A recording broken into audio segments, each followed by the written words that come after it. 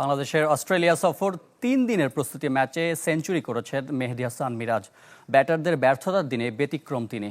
Aussie পেসারদের ভয় থাকলেও ধস নামিয়েছেন একজন অফ স্পিনার। প্রথম দিন শেষে ২১২ রানে পিছিয়ে ক্রিকেট অস্ট্রেলিয়া একাদশ। বাংলাদেশের মান বাঁচালেন মেহেদী হাসান মিরাজ। ওয়ানডে অধিনায়কত্ব হারালেও লঙ্গার ভার্সনে আবারও দলের ত্রাতা তিনি। ডারউইনের মারারা ওভালে ৩ দিনের প্রস্তুতি ম্যাচে ব্যাট করতে নেমে যখন বিপর্যস্ত দল, তখনই মাঠে নামেন মিরাজ। ততক্ষণে ১০৫ রান তুলতে ৫ উইকেট নেই সফরকারীদের। অমিত হাসানকেও হারিয়ে ফেলেন একটু পর। মিরাজ নামার পর বাংলাদেশ যে ১৫৮ রান করেছে তার ১০৯ রানই তার। ৭ নম্বরে নেমে অপরাজিত ছিলেন এই অলরাউন্ডার। ক্রিকেট অস্ট্রেলিয়া একাদশের হয়ে একাই নায়ক করি রকিচৌলি। অস্ট্রেলিয়ান কন্ডিশনে পেস বোলারদের নিয়ে ভয় থাকলেও ধস নামিয়েছেন একজন স্পিনার। অফ স্পিনার করি ৬ উইকেট নিয়েছেন।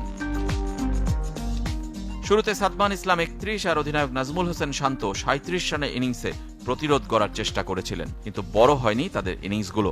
০ রানে ফেরেন তানজিদ তামিম ও মুশফিকুর রহিম।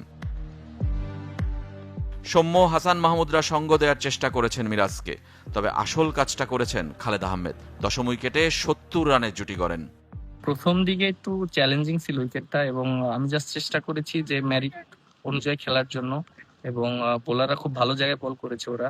আর আমার জন্য একটু ডিফিকাল্ট ছিল, যেহেতু ফার্স্টে এই কন্ডিশনে খেলছি।